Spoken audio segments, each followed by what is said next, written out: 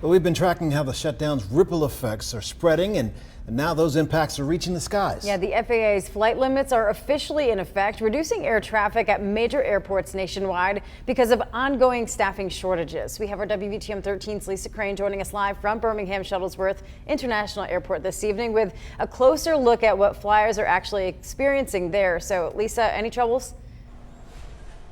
Well, if you look at the flight information board behind me here, you can see things are looking okay. On time. We do see one cancellation here, the American Airlines flight 5654 that was to take off at 5:48 to Washington.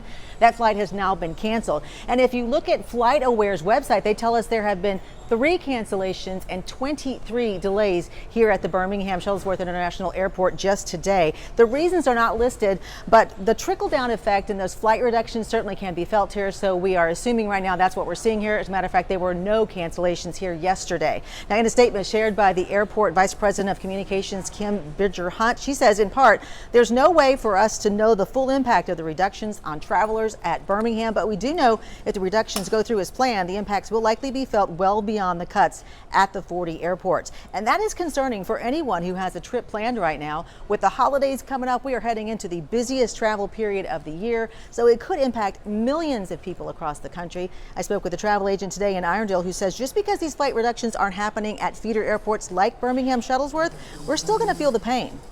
There's regional flights that are going to be affected as well. What we're hearing in the industry is that when you have a destination, say the Birmingham to Atlanta flights, you have multiples in a day. That might be reduced. Those numbers they're going to be less frequent. So that's something that we would see here locally.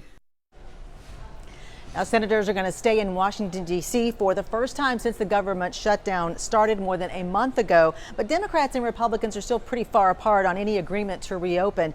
As Yamiche Alcindor tells us now, until Congress resolve the issue, we can expect long lines as air travel capacity shrinks. Day 38 of the government shutdown, and the pain is stretching on from the nation's airports to food banks across the country. Airlines have canceled hundreds of flights after the FAA ordered reductions at 40 major U.S. airports. Hopefully, what we're going to do today is going to make sure the airspace is safer than it was as we go through this shutdown.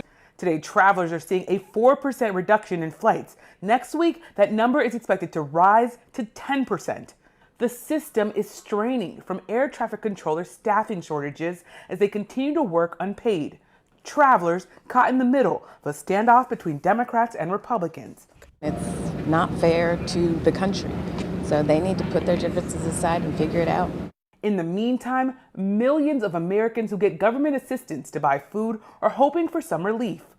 On Thursday, a federal judge ordered the Trump administration to deliver SNAP payments in full to states by Friday. Now the administration is asking a higher court to pause that order.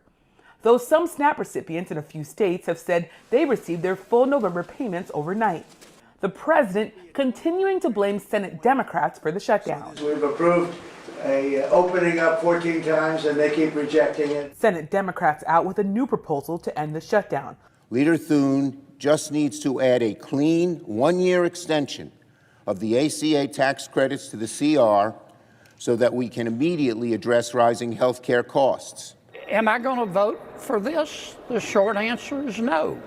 For unpaid government workers, including some picking up food at a Florida pantry, the situation is dire. Not about Democrat or Republican, none of that. We just need help.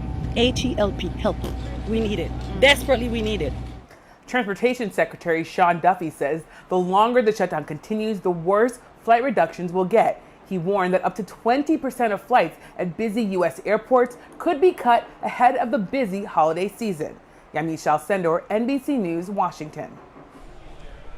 Now, here's another way we're feeling the effects of these shortages, staffing shortages around us. Right now, there is an airspace flow program in place over Atlanta. That means any flights crossing over the designated airspace will be delayed by at least 90 minutes or they will be rerouted. And right now, you'll find all of these flight changes on our free app and our website. We know it's a lot of information, so we did all the hard work for you here. You're going to find links to Atlanta, Birmingham, and other Alabama airports to check flight delays and cancellations. You can also see what your passenger rights are if your flight it's changed or canceled. Now, coming up a little bit later, we're going to show you how many flights are actually being cut and which airlines are grounding their schedule.